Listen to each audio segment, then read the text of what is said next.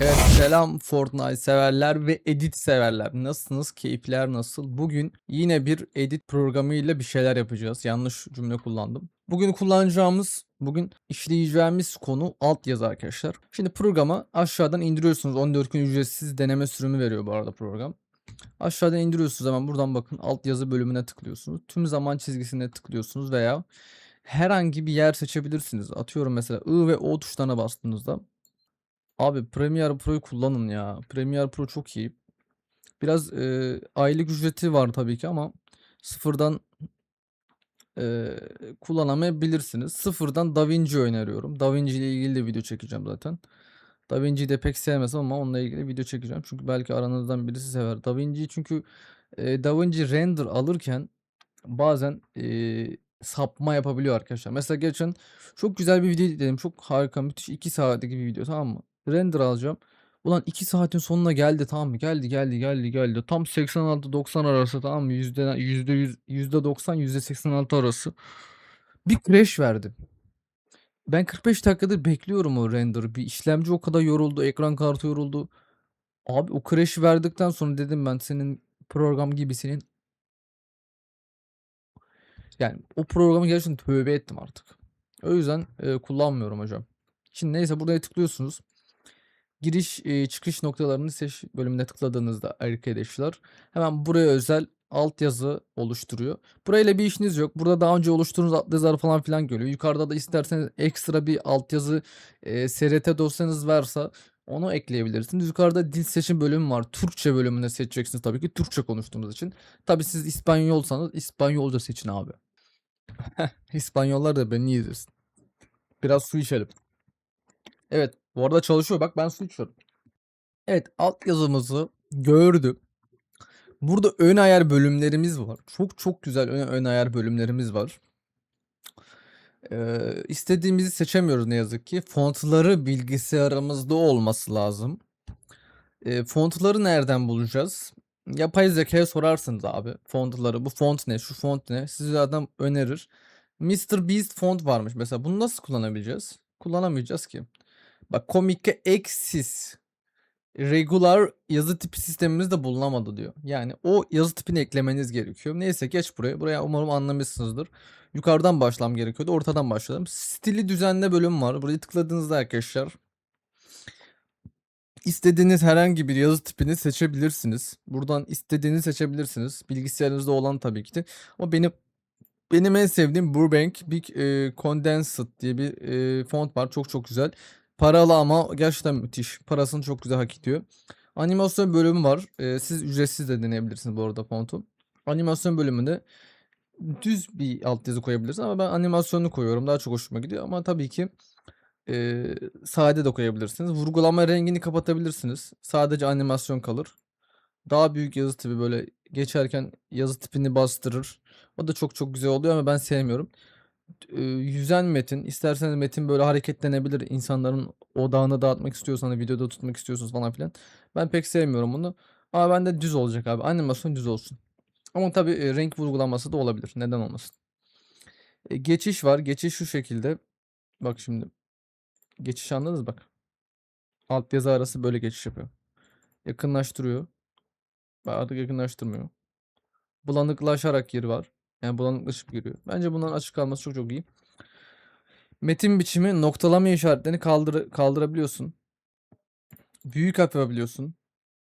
Büyük harf yapabilirsin. Aslında güzel oluyor. Büyük harf yapacağım ben. Renk anahtarımız etrafındaki renkleri gösteriyor, görmüş olduğunuz gibi. Genelde siyah olur. Çünkü siyah daha çok belirgin yapar açık renkleri. Box da zaten biliyorsunuz adı üstünde kutu. Kutu ekler. Kutuyu seviyorum aslında ama kutu genelde böyle oyun videolarında değil de böyle bir şey anlatma videolarında daha çok güzel oluyor. Çünkü hani zaten bir şey anlatıyorsun ya. Mesela bu video eğer dikey olsaydı ben kutu kullanabilirdim. Niye? Çünkü hani bir şey anlatıyorsun. Hani oyun değil. Adam oyun aldığı yazıyı değil, oyuna odaklanıyor çünkü. Neyse, anladın işte. Stili uygula diyorsun. Stili uyguladın hocam. Konum ve boyut ayarlamaya geldin. Buradan platform seçiyorsun. Instagram Reels var. Instagram Reels yatay, Instagram Reels dikey. Ben burada YouTube Shorts var. Mesela TikTok geniş var. Ama benim şu an videom dikey olduğu için yataylara izin vermiyor nedense. O yüzden YouTube Shorts'u seçeceğim. Bakın buradan istediğimiz zaman büyütebiliyoruz hocam. Bakın şöyle buradan da satır sayısını arttırabiliyorsun. Yazı tipini büyütebiliyorsun. İster ekrana full yapabilirsin. Y konum var. İşte aşağıdan Y konum böyle ayarlayabiliyorsun. Videonun nerede olması. Mesela ben genelde şurada tutuyorum bunu. Maksimum genişlik şu şekilde olsun. Metin ve emojinin etrafının kenarlarını göster. Aslında bu kalmasın ya. Ha şu tamam. Şimdilik gösteriyor. Göstergede ön yazılı var. Bu şekilde arkadaşlar görmüş olduğunuz gibi. Stili uygula diyorsun. Zaten altındakini gösterdim. Topluluk ön ayarına tıkladığınız vakit zaten bunlara gidiyor. Alt yazı düzenleme bölümü var. Bu da çok güzel. Mesela diyelim düzenlemek istediğiniz yere tıklıyorsunuz. Space tuşuna basıyorsunuz. Videoyu oynatıyor. Bakın sağdaki gördünüz. Mesela buradan istediğiniz yeri düzenleyebilirsiniz bu şekilde oynatıp. Mesela nasıl düzenleyeceksiniz? Zaten üstüne tıklıyorsun mesela. Zaten ben bir cümleyi söylemişim. Zaten öyle. Hani bir cümle ekliyorsunuz falan filan. Umarım anlamışsınızdır. Anlıyorsunuz değil mi benim? Ben bir, ben bir ara verip geleceğim. Evet, devam ediyoruz arkadaşlar. En son ne dedik? Buradan istediğiniz herhangi bir yazıyı değiştirmek için sesi dinleyebilirsiniz. Yani videoyu izleyebilirsiniz. Yani videoyu çok akıcı izleyemeseniz de sesi duyup düzeltebiliyorsunuz yani. Çünkü sizin videonuz yani. Başkasının videosu değil. Çünkü siz daha iyi bilirsiniz kendi videonuzu. Artı başkasının videosu olsa bile genelde altyazılar kısa videolarda kullanıldığı için ya adam size maksimum 10 dakikalık video atar yani. Ya da 5 dakikalık. Eğer tabii editörlük yapıyorsanız falan filan. Evet şimdilik burada gösterebileceğim başka ne var? Yukarıda statik emoji oluştur var. Tıkladığınız vakit yazıların sonuna emoji falan ekliyor. Hani eğlenceli olsun diye. Eğlence ayağı. Buna kaç dolar veriyor lan millet? Bak sadece buna adam aylık 15 dolar istiyor. Bir tane site var. Söylemeyeceğim adını. Sadece bunu yapmak için bak. Sadece altyazı eklemek için. Ekstra bir de yani site yani program da değil. Hani kontrol sende değil. Niye diyeceksin? Çünkü otomatik kendi yapıyor. Tabii ki kontrol sende olabilir. Belki yeni güncellemeyle getirmişlerdir. Ama bunda bir tek altyazı yok arkadaşlar. Bir sürü şey var. Solda roket tuşu var. Ona bastığınız vakitte hareketli emoji ekler. Eğer videonuzda sayı kullandıysanız yani işte arkadaşlar bu bir cümlesine mesela bir kelimesini de sayıya çevirebilirsiniz. Hani işte bu veriler işte 75 tane kargo gelmiş falan filan. Böyle hani cümleler kullanırsanız eğer tabii 75 tane kargo nereye geliyor? Niye öyle bir cümle kullandı bilmiyorum. Ya herhangi bir sayı içeren altyazıları sayıları biçimlendir bölümüne tıklayarak da yapabilirsiniz abi. Mesela burada bir sayı kullanmışız mı?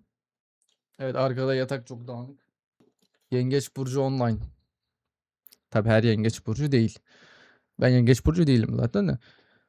Şimdilik burada altyazıları kopyalayabilirsiniz. Panoya kopyalandı görmüş olduğunuz vakit. Görmüş olduğunuz gibi. Noktalama işaretlerini kaldır. Gerek yok. Bul ve değiştir var. Çok iyi. Bölümleri noktalama işaretlerine göre ayır.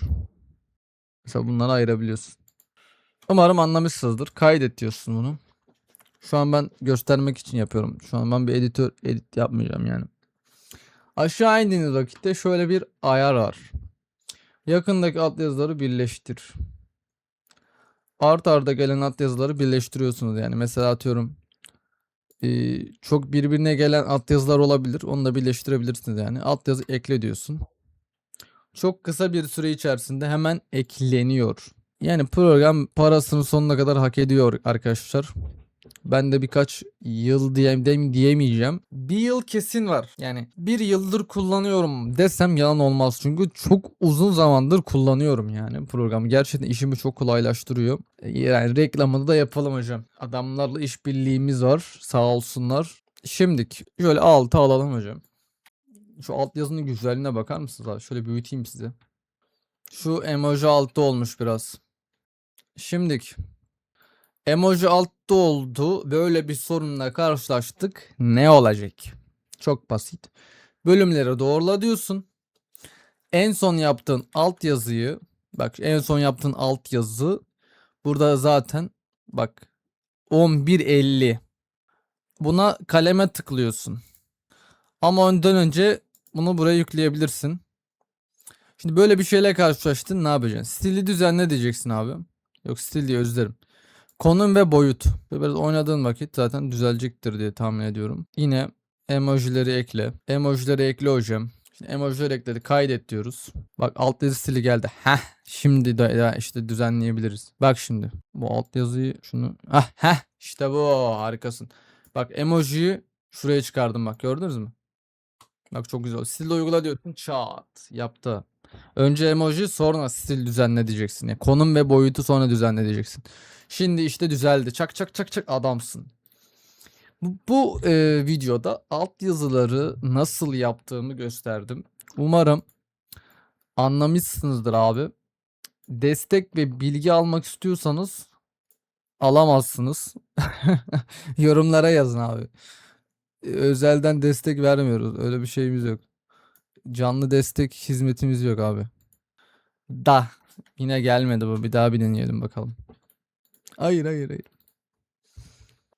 Bak kardeşim, önce bunu tıklıyoruz. Özel dersimiz özel ders için kendimi daha fazla eğitmem lazım. Tamam, bence güzel oldu arkadaşlar, müthiş. Neyse, diğer videolarda görüşürüz. Şaka bir yana, aşağıda mailim var. Eğer bir soruna karşılaşırsanız maile yazarsanız ben de şöyle bir bakarım, göz gezdiririm. Sonra ruh halim iyiyse cevap veririm. Ruh halim kötüyse, ki zaten ruh halim şu an iyi. Az sonra bozulabilir. Eee, bilmiyorum arkadaşlar, yani yazın, cevap verebiliriz veya yorumlara yazın. Yorumlarda kesin cevap veririm. Kendinize iyi bakın. Diğer videoda görüşürüz. Bye bye.